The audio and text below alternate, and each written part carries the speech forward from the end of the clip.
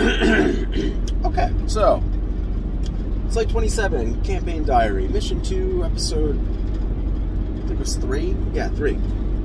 So, for this one, party finishing up with some information they got from the Fritz's General Store. I forget if I gave it a name or not. I mean, it's perfectly logical that it would just be General Store, right? So, they get some information from that. They've got 1 or 2 leads. And as far as my planning goes, they were pretty much just going to go talk to Flynn, the school teacher, either and deal with him in whichever way they saw fit, whether it was to, like, try to detain him, kill him for some reason, get him on their side. But instead, they went upstairs into the Fritz's living space, which is above the General Store, which, in retrospect, you know, if you give the players something that's, like, even reasonable to think that it's, like, there's something up there, they'll go do it. So they spent some time just, like, rooting around upstairs, and there wasn't a whole lot. There was, like, they basically got some dog treats for Roscoe, and they got another one of those ceremonial daggers. But otherwise, you know, not that they wasted time, but they spent some time up there, delaying when they were going to get into the actual dungeon section. So they left that, they go outside, and Carson, realizing he still has Speak with Animals active, decides, oh, okay, there's squirrels on the roof, I'm going to speak to the squirrels. And this is kind of this is another point for when you're DMing. Like, if you talk about details, the players are going to want to explore that. Even if you as the DM, you're just throwing those details in to kind of flesh out the description of the environment and the world. And they're not necessarily something you're supposed to interact with or you need to, you know? But leaving those things in and allowing the players to interact with whatever they want, that's important for player agency and blah, blah, blah. You know, I could have just said, they're squirrels. Don't talk to the squirrels. But that's stifling what they want to do. So instead, they got a nice little horror show where they try to talk to a squirrel, it vomits up its own heart, and dies. Great. Very productive. So they go up, they resolve that they're going to go to the schoolhouse. And, but they notice there's a well right in the middle, in front of the town square. So they're like, oh, or in front of the town hall. Like, oh, what's at the bottom of the well?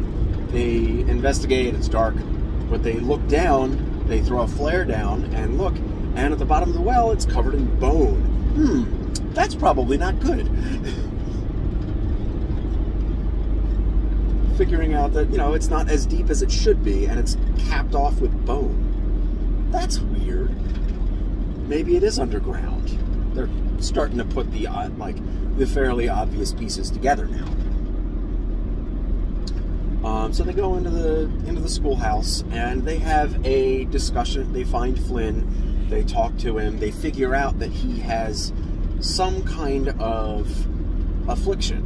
Like, as they're talking to him, when they ask him specific kinds of questions, he's physically kind of unable to answer or unable to remember the information. And each time some blood seems to leak out of his ears.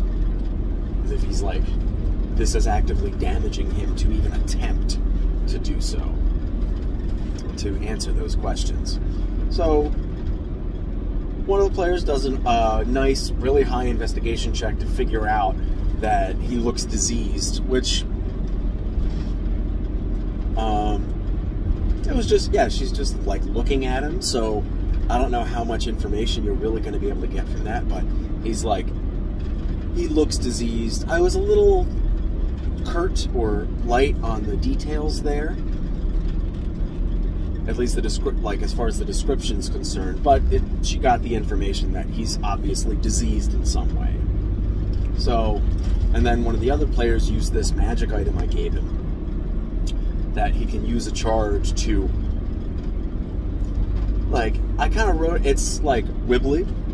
It's like a noodly item that kind of requires a lot of interpretation. It's just you can spend a charge to affect what is called the narrative, which, if you've read certain types of SCPs, it deals with the concept of reality being reality as a story, or as a narrative of a story belonging to a higher reality, which mostly came about because the SCP Wiki is a narrative. It's a story. It's a bunch of fanfic. It's a bunch of flash fiction. It's a narrative. So this character is able to spend a charge and attempt to influence the narrative and try to pull and try to do something. Usually just like breaking a rule.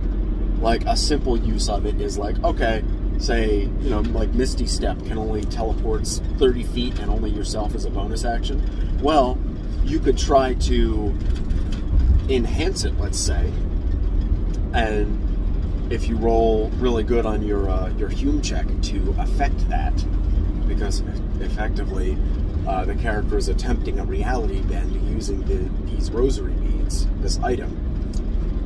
If you roll really good, maybe you could affect the range, the casting speed, and being able to take people with you or something. Like, for example, let's say if you were to roll a natural 20 and it's a combat situation, well, maybe you get to teleport as far as you want.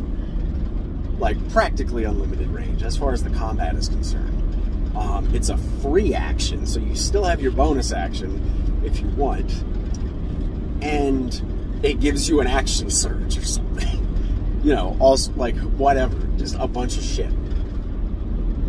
But maybe if you only roll, like, barely good enough, you can just affect, like, one of those parameters or something. Basically, it just lets you break the rules. So the player just wanted to try to use it to gain information. And as a result, they didn't roll super great on the Hume check, but they were allowed to make an insight check as a result to then gain information. And that's gating this kind of information behind 2 skill checks, which is tricky. But, you know, there's a little more they could have done afterwards if this failed, so it wasn't like the end of the line. But he managed to roll well enough, and basically, as far as the story, as far as the game itself is concerned, he pulled information directly from my notes. In fact, Flynn is going to kind of ask him about that after, like, this combat coming up. Like, how did you figure that out? That kind of thing. And Carson can possibly get a bit more information about how big that feels, you know? So, what do you call it? Where was I going? So they figure some stuff out, and then I kind of lay it out for them exactly what they could do, like, based on the information they have. Like, they could use effectively lesser restoration to cure this disease, but the effects would linger on. They could use a more potent kind of magic, like, say, a remove curse. And that would remove everything basically immediately, but it's a more expensive resource. So, you know, it's a toss-up how, like, whether they want to spend a lower grade resource or a higher grade resource and get appropriate benefits as a result. So there's a toss-up there. They end up going with the higher resource. They get Flynn pretty much ready to go. He reveals himself to be part of this Sarkic group. He was kind of brought into the group through false pretenses of his parents dying. They were part of the group, but they kept it kind of hidden. They didn't bring their children into it. And he was brought into the group because of some latent flesh sculpting capabilities that, like, his bloodline has. But the children that they had, like his other siblings that they had, weren't like good enough or old enough to actually do anything. So, you know, so they had to this group had to bring him back, and because of what this Karcist that came to this small town and found this group of proto-Sarkics and what he wanted, because Flynn also reveals that this Karcist is rapidly starting to decay and die, which is not something Karcists usually do. Like, immortality and stuff, like biological immortality, is something very easily within the grasp of someone that you might call a Karcist. So, but then over time, he's part of this organization. They kidnap people from around the county, using them as biomass and attempting to create a replacement body out of manufactured organs for this Karcist. And they need Flynn's capabilities to do so, because the Karcist is weakening. But not before the Karcist does place the aforementioned curse upon Flynn to more easily control him. So they've got Flynn on their team now, and they delve into the dungeon, into Town Hall, and guess what? It's made of meat. Bone floors, steps, ribcage supports all around, mouths everywhere that process things into a slurry. Flavorful. And they go through a bit. They actually managed to avoid the first kind of combat scenario I set up for them, which is good. Because that one actually had one of the harder enemies that they might just not see now. They just might not see that one at all. But they managed to avoid all these. They managed to avoid that one. They sneak through with some really good stealth rolls. Then they come out into this other group. They're looking through some ways, and a lot of the ways are blocked. And partially that's because their operation, the Karcist's operation, is nearing completion. So he's starting to break down parts of the facility that he doesn't need anymore.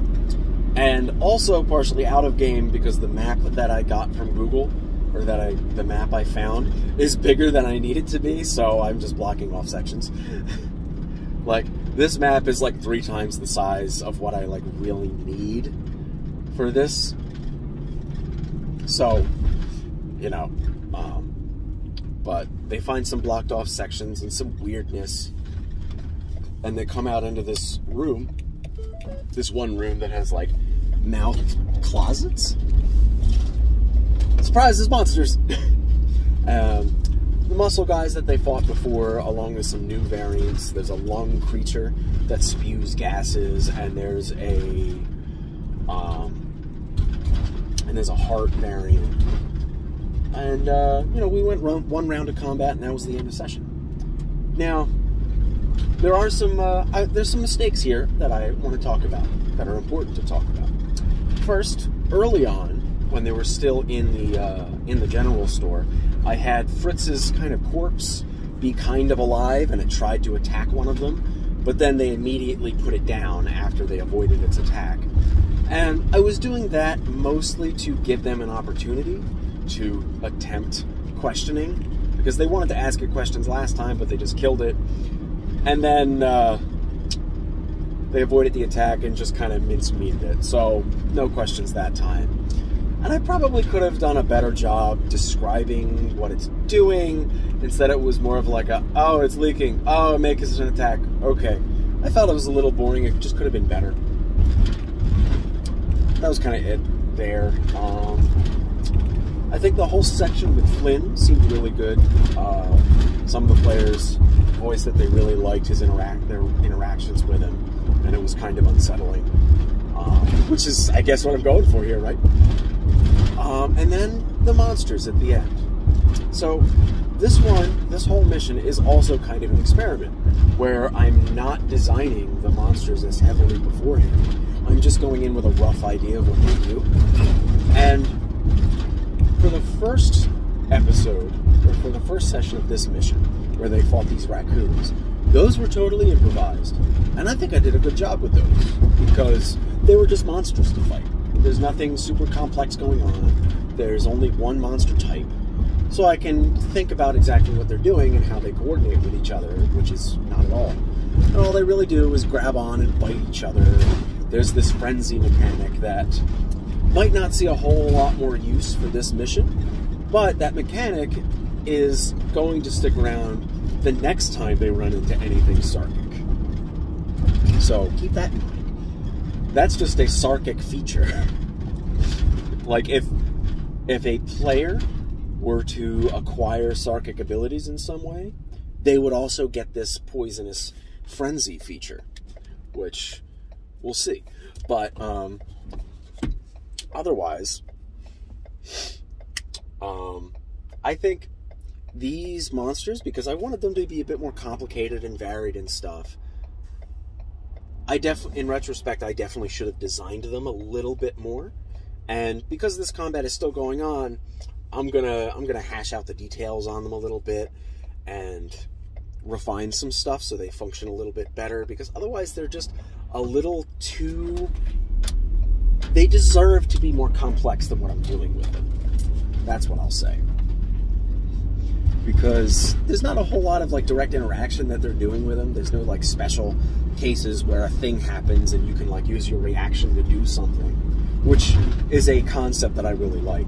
But so I'll flesh out some details for you. Well, except the heart creature, I really like the details for that, but that's the one I kind of thought about the most, like exactly how its mechanics are going to work. But regardless,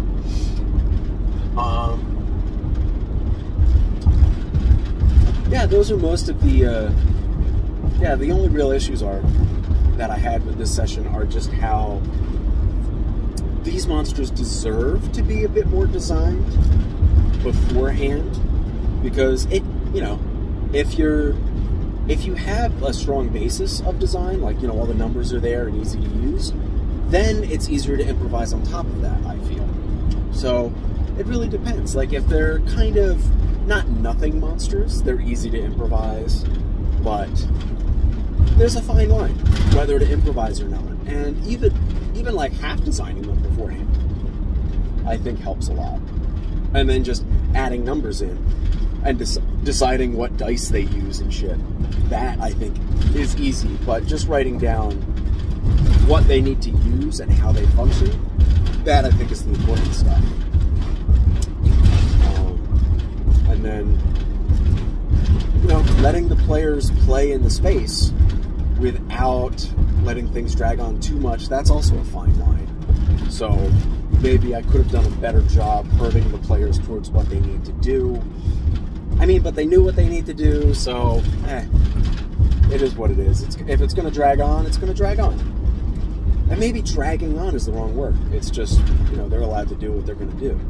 But in this particular case, Gersh was playing the role that I play a lot in games, where it's like, okay guys, you're dicking around too much, let's move on. But yeah, overall, that's it for this campaign diary.